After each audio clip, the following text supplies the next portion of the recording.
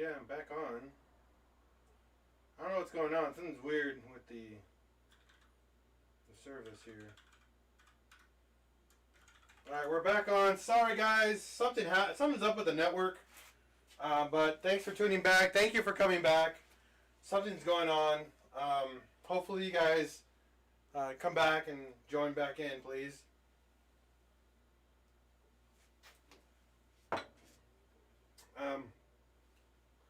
Awesome. That's what I want to hear. So, we pulled the first batch of keepers out. These little tiny little thingies. I forgot the pieces of metal that hold the spring in place. And then you get your little magnetic tool and you pop out the retainer and your spring. So these are pretty much an entire assembly right here for valves, just so you guys know. To install a valve, you need these three components here. So spring, retainer, and keeper. This is called a 3-groove keeper, just so you guys know. There's single groove, 2-groove, and triple grooves. Depending on your build and your build application, you pretty much buy what you need. Pretty straightforward. And the type of spring. These are steel springs. When you start going into high-end, high horsepower applications, you get away from steel and you go to titanium, much more stiffer. So this valve comes back even faster. So you prevent what we call valve float. It is a very important thing to know and understand when building high horsepower engines. You read comments? Yeah. Looks better now. Kenny has been working on your modem again. Cooler garage. How do we clean them? Yes, chemical dip. That's what we used.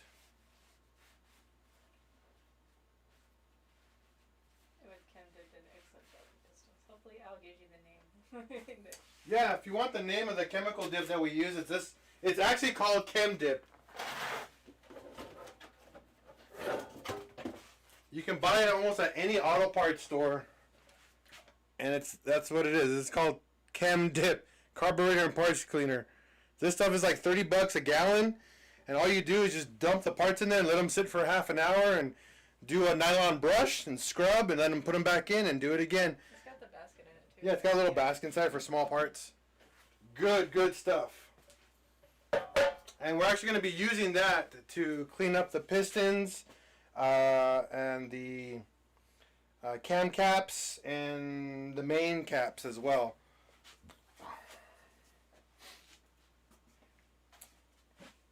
So the first valve just got pushed out. Or not first valve, but the first set of keepers got pushed out. Next is this guy.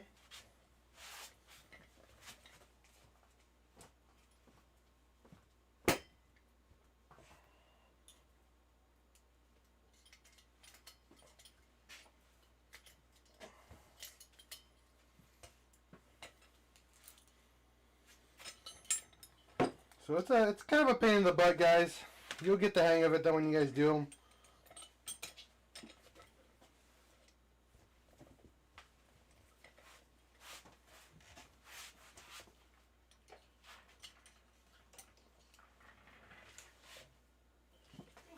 And this is the easy part. Wait until you have to install them. They're even worse.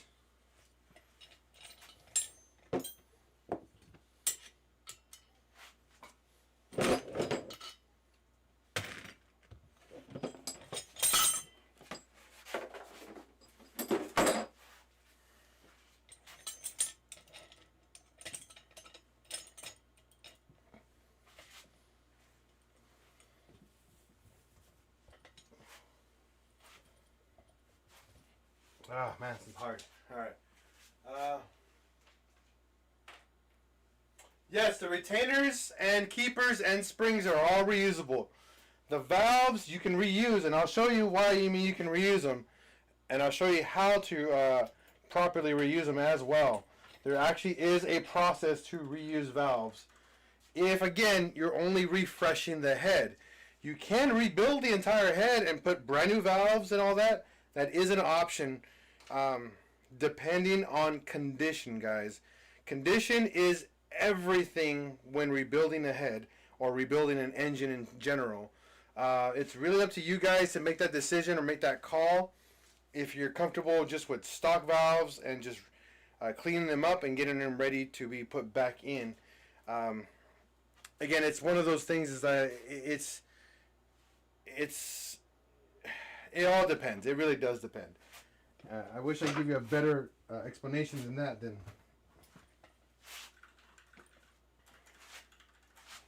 There's a lot of factors involved.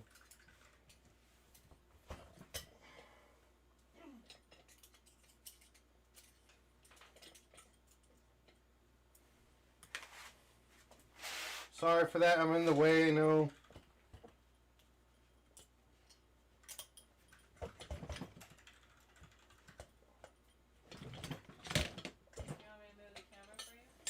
You can't because where it's mounted. That sucks. I wish they made good wireless cameras. But, you know, it's not a thing.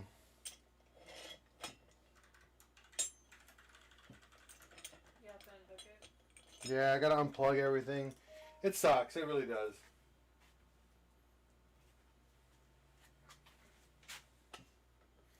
Because usually when I have the camera on a tripod, I can move it around and whatnot, but because I don't have a really good spot where I can put the camera, it's not the safest place to put it. I've dropped the camera more than once, and it's not a cheap accident if I drop and break a camera again. They put me $200 in the hole because I broke my Sony camera, which I still have to fix. And you miss it. Hmm? And you miss it. Oh, I miss it dearly. This GoPro literally sucks. I know why GoPro's stock is just plummeting, because it's just junk. Okay, so this one's not coming down because the valve itself is not being compressed here. Oh, the head gasket's still attached to this? That's funny.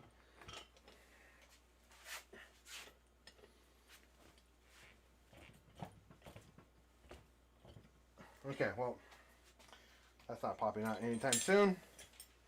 So we're going to pop out the valves really quick. We did 3 already. So, there we go. Here's one. I'm going to show you guys a valve here. So this is a used valve, and this is an intake valve. And you'll see here, this valve is gorgeous. There's no major carbon buildup on top of here at all. All the carbon you're going to see is right by the stem seal, and obviously the combustion chamber where this is all the action happens. So all we really have to do is chemically clean these really quick, and what we do something called lapping. It's a special process where you put a chemical, or I believe it's like a rock or a special type of material that you put on here, so it doesn't change the size or diameter. It just cleans everything up, and we can reuse these valves. Again, these are stock valves.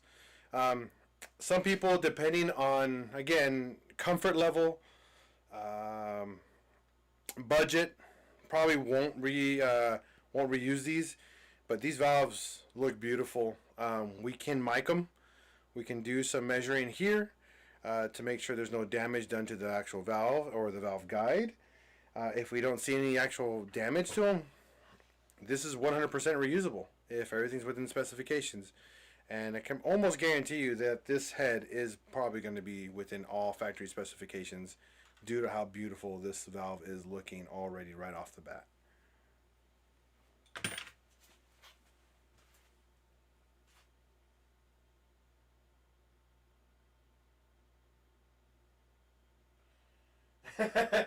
We've been trying to reach you on your car's warranty, right?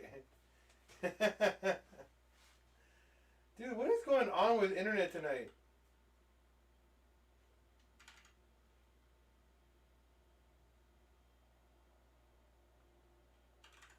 People are getting kicked off. This really sucks, man. What the? Yeah. Is it us or YouTube? It's probably both. It's mostly our internet speed, though. For some reason, we're having really crappy. Yeah, it's our internet speed. I'm okay on over here.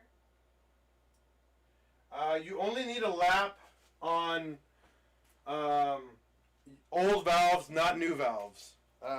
Lapping new valves is not necessary because they're brand new. They're already perfectly machined and ready to go. But you do have to machine the head. You have to what we call ground the valve seats. That way the new valves or the old valves have a new place to seat themselves and get back. You do not need to put your valves back in order. Just so you guys know, all valves, because you're going to end up cleaning them and everything, they don't need to be put back in their original location. They just need to be put back in. Same goes for the springs, retainers, and keepers. They're not required to be put back in their original locations. They're not required at all during